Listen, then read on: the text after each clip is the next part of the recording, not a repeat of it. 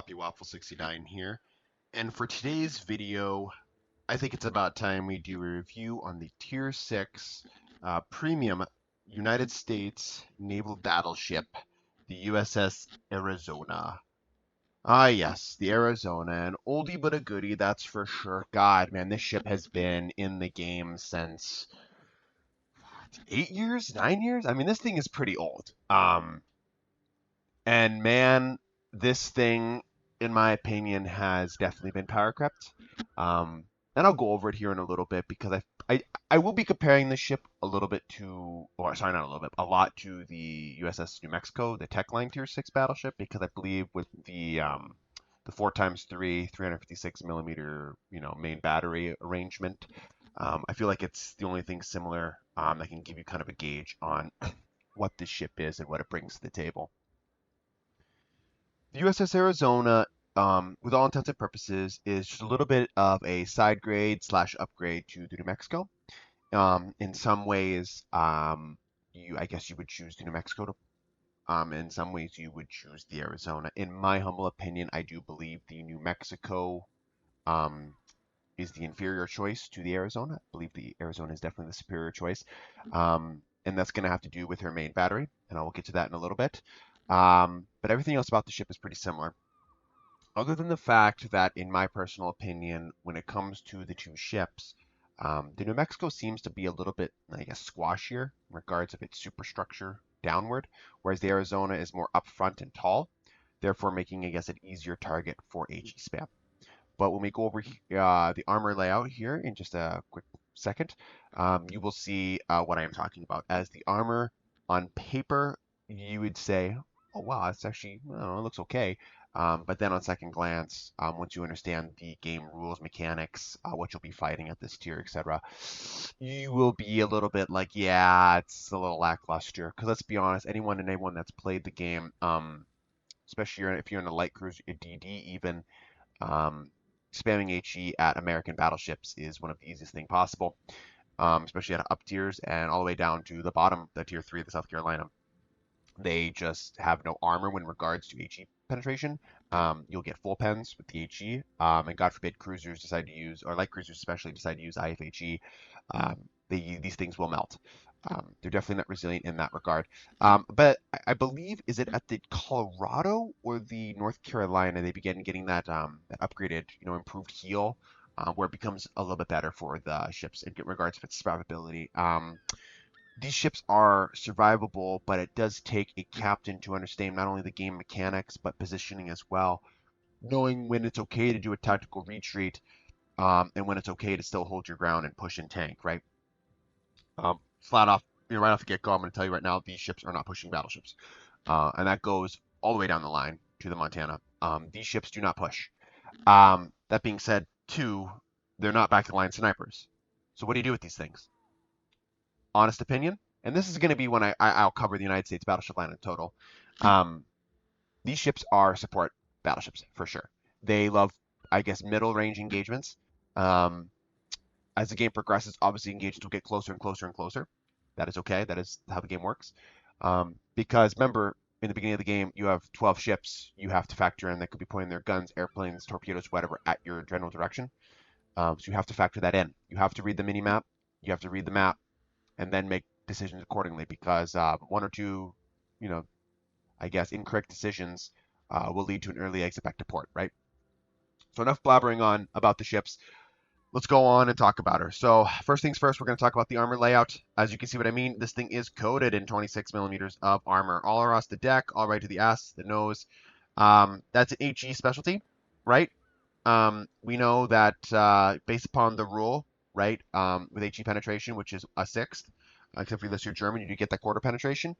1/6 of your gun caliber, I believe, right, is the HE penetration mechanic. All right. But yeah, this thing absorbs HE like it's no tomorrow. And again, with the way the deck armor is sloped, because of auxiliary armor room, and then we go down to the deck plating, the way it's shaped, kind of like a step almost, these are what I like to call the infamous shell catchers. Yes, shell catchers, shell catchers, shell catchers, right? These will full pen you, and these will do damage to your hull. Ouchies. right? Very big ouchies. This thing, as you can see, is already just looking, not even peeling back the armor layers, is not very armored.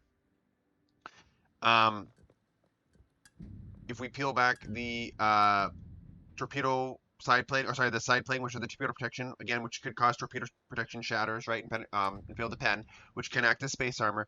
We peel that back. We got 343 millimeters of effective armor with an upper belt of 37. I mean, again, this is nothing to write home about. Yeah, the way it's angled can deflect the Windsor Citadel, but again, if you have enough penetration, you're going right through that and boom, right into the Citadel. Um, these things can eat and will eat Citadels, New Mexico included. I You have to be careful with your broadside. I do find though that the low tier American to middle tier American battleships, this does include the Colorado, with relatively similar gun calibers, such as 380s, 356s, and with 406s to some degree, depending on the shell penetration and the velocity coming out of the barrel. These things can be relatively tankly and can troll. You'll just get penetrations and not citadels. But again, if you're packing anything major, 457s, 460s plus, I mean, Citadels for days, right? Of course, these I don't have to worry about 460s. Um, Only at tier 7 the Colorado does. So that's thank God. But you will be seeing 406s, 380s, 410s, right? This is everything you will be seeing. So you have to be careful in regard to showing your broadside. Make sure you swivel. I will show you the Citadel plating. It does look to be slightly above water here. Might be a little bit higher than that of the New Mexico. So factor that in. Again, these things can and will eat Citadels, so you have to be careful. It's kind of hit or miss whether or not you're going to eat them. It does depend on the ship firing the guns at you, but yes, these ships are Citadelable, so keep that in mind. Survivability for the Arizona, clocking in at 57,200 with a torpedo protection of 37%. 37% is nice, guys. That is a super nice torpedo protection. But then you realize it's not as nice when you see the New Mexico popping in at 40%, right?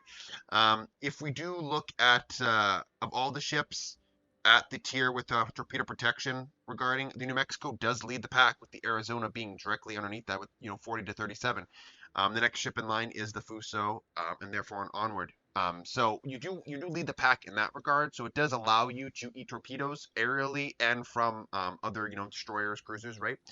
Again, we don't want to be eating torpedoes, but if we do, we have some leeway. Going to the artillery of our two vessels here, guys. The artillery of these things is a little bit interesting. We do have the 4x3 356 millimeter setup, with the Arizona clocking in at 35 seconds. Yeah, for 180-degree turning rate, turning on the turrets is 60 seconds. Yikes, right? And then at 16 kilometers, which I believe our max range is 16 kilometers exactly, we have a horizontal dispersion of 220 and 132 meters. This is identical to the New Mexico. But where the difference between the New Mexico and the Arizona's artillery is, yes, the reload with the New Mexico is 34.2, whereas the Arizona is 35. But the sigma of the Arizona is clocking in at 1.8, which is equivalent to like that of the Kansas. Where the New Mexico is only clocking in at a 1.5. Now, what is sigma? Sigma basically is referring to the consistency of your guns landing within the ellipse of the range of your horizontal and vertical max dispersion values. So basically, to sum it up, without speaking gobbledygook for you guys, the consistency of your shells are going to be able to land more so where you want them to go, rather than completely be relying on RNG. So the higher the number, the better, right? 2.0, right, etc. Um, this number is deceiving because this thing's dispersion is very RNG dependent.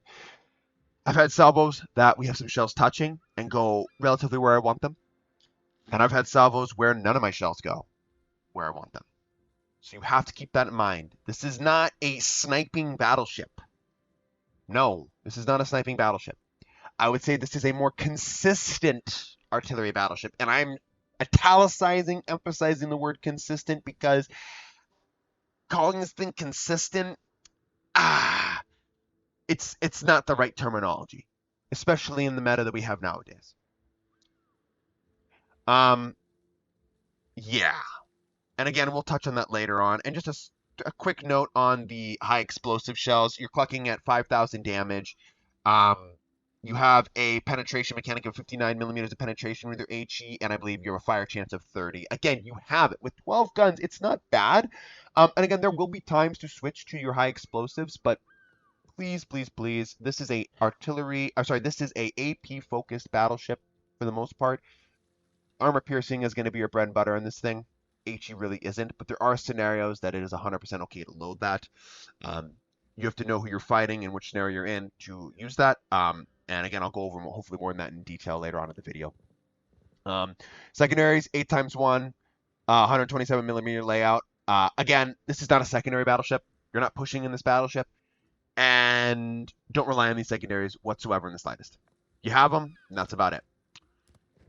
Even more, I guess, not useless to your secondaries, because secondaries are definitely not useless, but even more useless than the secondaries is your AA.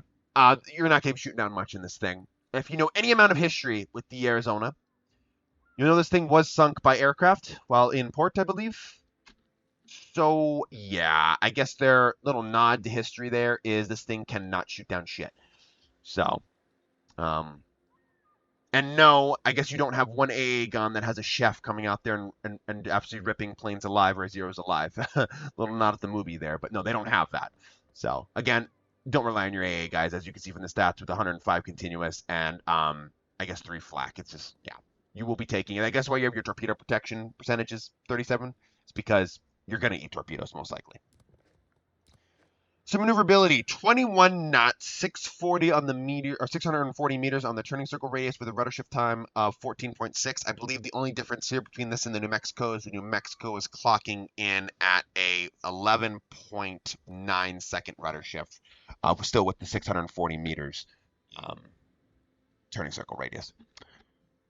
If you need any more evidence this thing isn't a pushing battleship, look no further than a maximum speed. This should be something you're already accustomed to, playing tier 3 to tier 4 to tier 5, and yeah, you're getting it at tier 6 as well. And I had to break it to you guys, it doesn't change with the next, tier up with the Colorado. It only changes relatively with the tier 8 North Carolina if you're going down the Montana line, and if you're going down the Vermont line, it doesn't change. So if you're playing American low to middle, potentially high, depending on the line you go to, just understand that positioning is going to be key. You are not brawlers. You're going to need a plan ahead because you cannot outrun anything and you cannot lead the charge. If you're leading the charge, there is something seriously wrong with your team. Okay? Put it that way. Or you are a mad lad. But I digress. Going to the concealment values, standard detectability range in this ship is clocking in. I believe it is 14. Yeah, 14 kilometers. Yeah, it's right there on my screen. What the hell am I looking at? 14 kilometers. And then air is 8.9. And then the smoke firing penalty for this thing is 12.5 kilometers, which I have been able to utilize smoke firing from this thing because low tiers is funky like that, but probably not going to be doing that. But yeah, you do have that at your disposal if you so happen to find yourself within a smoke screen. So yeah, here we are. We just looked at the stats of the USS Arizona, and I'm gonna go ahead and show you some gameplay of her, which is I guess is okay gameplay. It's not bad. Again, I don't cherry pick my games. I just go ahead and play a game 1 or 2, and I say, hey, let's throw it in there. I believe I am middle tier. I believe I'm going against tier 7s. There is an aircraft carrier present. It's just gonna show. It's gonna highlight some things about the Arizona. I'm going to talk about her, about what she can and cannot do, and kind of how to play her if you want to find success. But basically, the one thing you have to know about the Arizona right off the get-go before I hop into the gameplay is this ship is severely power crept. We have a 35-second reload, and this kind of goes to the New Mexico too with a 34-second reload. You have these reloads on these ships that really aren't gaining anything for to have that long of a reload. I don't understand why these reloads aren't just 30 seconds base.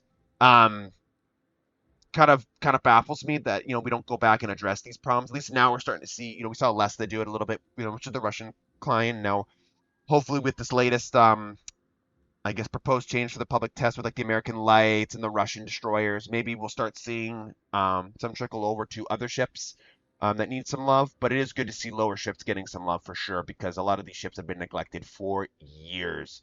So, anyways, enough of me babbling on. Let's go ahead and show you some gameplay, guys. Alright guys, so here we are in battle, and before we actually start talking about anything in regards to the Arizona, I have to correct myself. I did state that I didn't think you guys got access to the improved heal on the Techline cruiser, or sorry, Techline battleships of the Americans until Tier 7, and it looks like I'm incorrect. It does look like the New Mexico does have a little bit of an improved heal, as you have a 28-second heal, which is that the same of the Arizona, but you're healing about 18.5% in regards to the 14% that the Arizona has. So the Arizona does not get access to the improved a little bit heal that the New Mexico does. So that is yet another differentiating factor of the New Mexico. So I guess I could say the New Mexico is a little bit more forgiving than the Arizona to like a little tiny degree. But again, if you're going to notice that, hey, I don't know. It's really going to be on you. I definitely can notice it a little bit more at the top tiers, you know, the Iowa, the Montana, but down here, I really don't know. So, anyways, so the battle of with the USS Arizona here, this is actually not a bad battle. This was my second battle. The first one I was bottom tier, dealing with 2 CVs, and we actually won the game, but I only did about 40,000 damage, so it wasn't that good of a game. I didn't think I could show you that just because you guys want to see something. I mean, I think I shot like maybe 7 salvos all game, which, eh, you know, maybe it wouldn't have been a bad idea to show that one, just kind of see like, hey, if you're playing in Tier A, this is kind of what you're going to be getting into.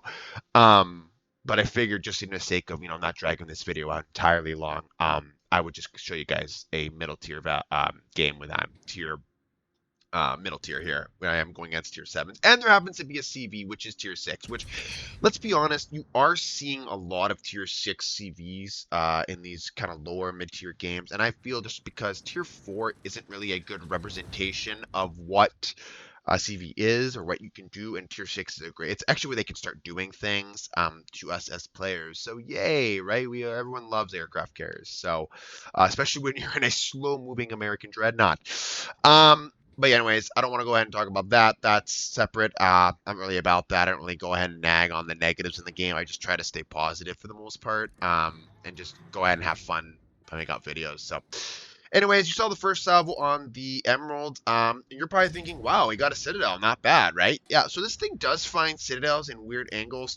You know, I was going to say the dispersion wasn't very good on the Emerald. Just like I didn't think the dispersion was too incredibly good on the Ismail there, but then again, the Ismail does have those infamous shell catchers kind of on the side with those, was it casemate secondaries? Kind of the secondaries within the hull. Yeah, those things, yeah, you can kind of see that. I don't think you get access to those here in the Arizona. Yeah, you don't have them in the Arizona, but you do kind of have the weird. The whole of this whole shape is kind of awkward, so you will find yourself occasionally getting some not necessarily citadels, but getting penetrations on those just because it's a weird whole shape. They definitely don't work in your favor. Let me put it that way. So, um, but yeah, so here we are with the Arizona, right? Um, you know, this thing is, I would say, isn't an enjoyable gaming experience with a battleship just because there are so many better battleships or battleships that I'd rather play the Arizona just because they're going to have better game impact. They're going to feel more rewarding with each salvo. And they're going to be doing more damage consistently. Whereas the Arizona, you're really, you know, not only, I would say flipping a coin, but unless the coin has like 8 heads, you know, I don't really know. You know, this thing is touted as a consistent battleship. But I really don't see it as that, or at least not anymore. It might have been 7, 8 years ago, but nowadays it's kind of a yikes. That being said, I'm not gonna, you know, talk shit about her too much because I every now and then can find fun games in her, especially when I'm playing in divisions. I know, shocker, right? But you know, she's not my first go. She's my go-to, right? That's kind of what I'm trying to say, and I feel like that if you picked her up now in her current state, whereas the history might be an incentivization for you to come and pick her up, you know, I'm sure it's how it was for me back in the day, I really don't find myself playing her. And that has to do because of the anemic reload of 35 seconds. And when I'm waiting that long and when I click, I don't feel like I'm getting compensated for my weight because the shells are really not going where I want them to go all the time. And the damage is rather lackluster with the 356 main battery, right? I mean, you're only pumping out a 10,300 damage AP, maximum AP shell, with the New Mexico being 10,500. And I could arguably say I have a less of a like for the New Mexico. Um, and that just comes down to, and I'll talk about this when I do the New Mexico down the road, but I'll touch on it briefly. The Arizona's guns, the initial speed of the Arizona's guns, or the shell coming out of the barrel, is 792 meters a second, whereas the New Mexico has an 823. And this is going to lead to that kind of that like how fast the shell goes down range and when it strikes the target. With the New Mexico, I find I'm getting a lot more overpens than the Arizona. So I will give you that credit that the Arizona, with the correct angle that it's also impacting at, which I believe is 13.9 degrees, whereas the New Mexico has more of a 12.9 degrees. You're getting more penetrations, whereas the New Mexico, I do find myself overpenning, especially when I'm shooting cruisers, as most cruisers down at that, tier 6, tier 5 are lighter or lightly armored. I'm just blowing my AP shells right through them, whereas this one I'm definitely picking up more of the Citadels, which is awesome. So there is a distinct advantage when it comes to that. Um, the New Mexico definitely has way more penetration on its guns, and I don't want to say way more. You get 10 more millimeters of penetration, but for some reason, I do feel like I get, I don't know, I guess the right word, gypsied, um, out of citadels or penetrations in the New Mexico, whereas the Arizona, I really don't feel that way as much. It still happens, but not as much. That's what I'm trying to say. Um, but I mean, you still overmatch 24 millimeters of effective armor, and your fuse times are the same with that 0.033 seconds, which is pretty standard, right? So, I don't know, just something to keep in mind, I guess, right? Um, Another differentiating factor between the Arizona and the New Mexico is actually the AA. AA is both shit on both vessels. I'm not going to sit here and like tell, oh, the New Mexico has so much better AA, but it does have a little bit better AA with 96 short range DPS, with Arizona 74. And the medium range is non existent on the Arizona, has none, whereas the New Mexico does have that 3.5 kilometer medium with the 110 medium DPS. Both have the 4.8 kilometer long range DPS, where the Arizona has 8 more.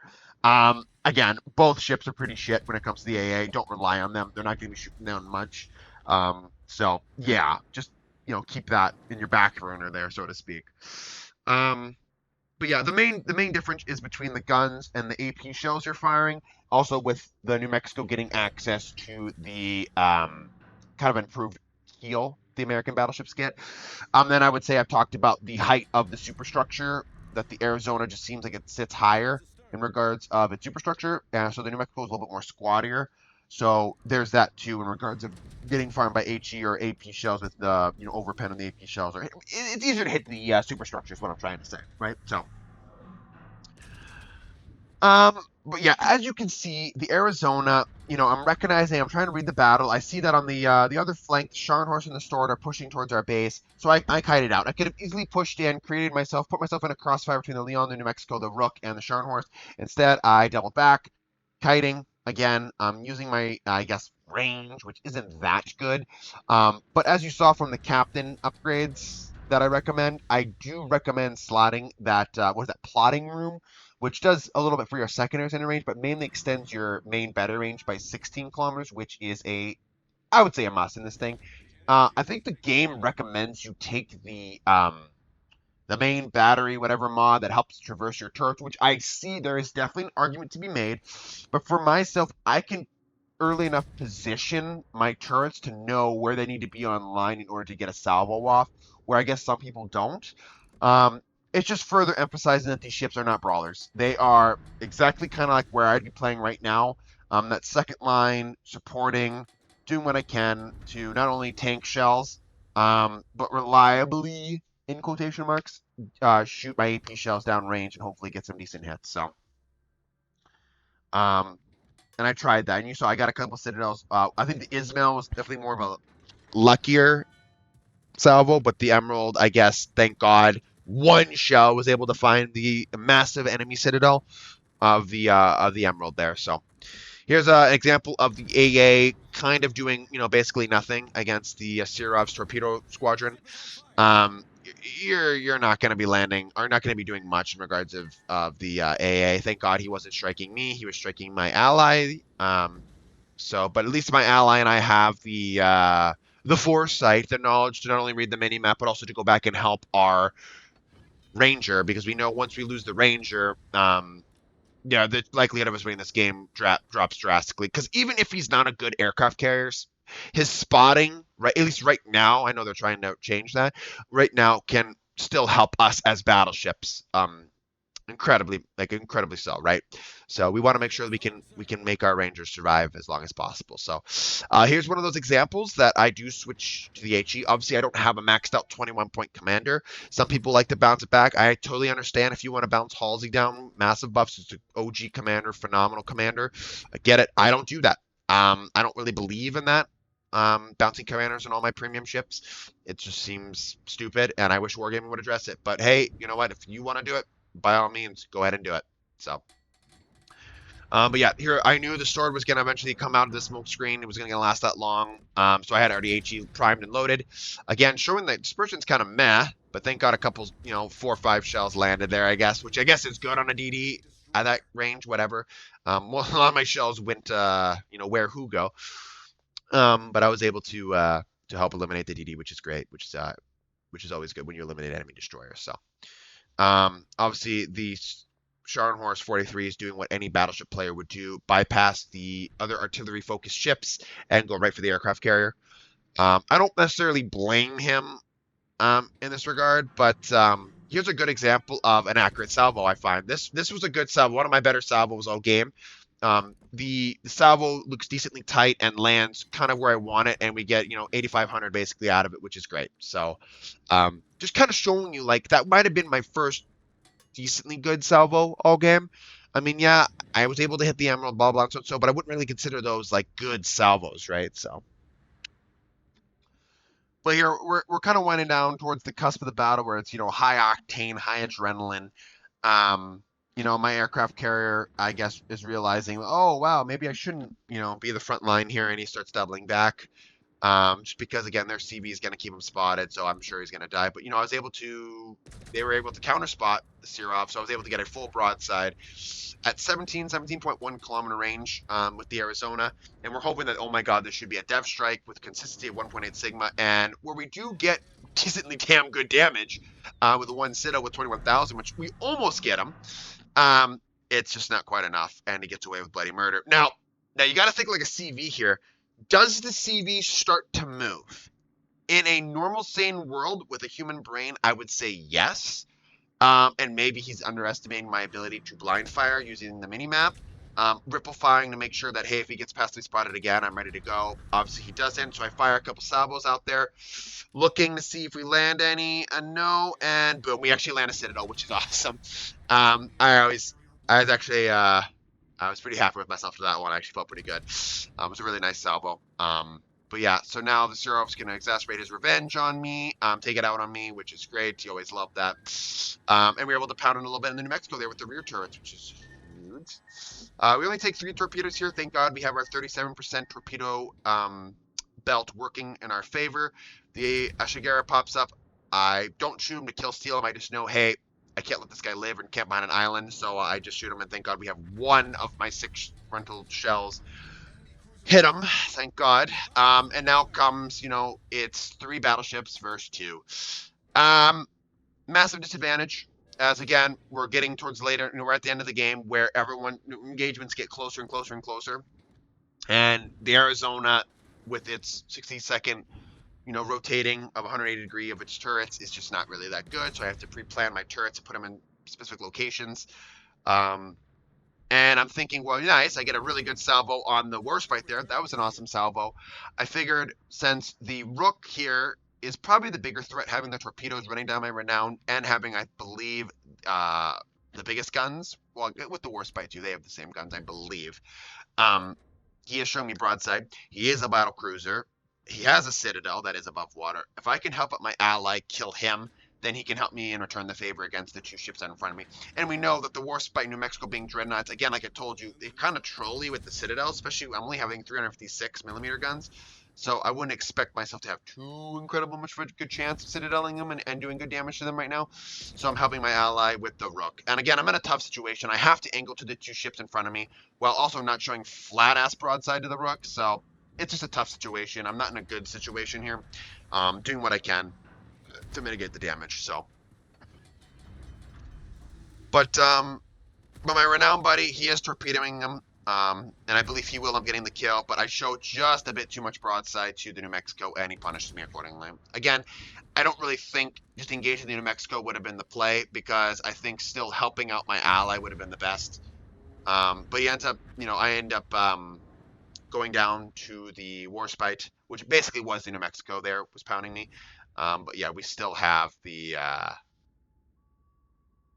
renowned here. So, and as the battle winds down here, I think he gives it his best shot. I don't really remember. Obviously, I know we lose. He doesn't come back and win it for us. But at least he makes it a fight. We go out on a fight like this. So, um, you know, coming down at the end of the game with 145,000 damage, I am happy with that.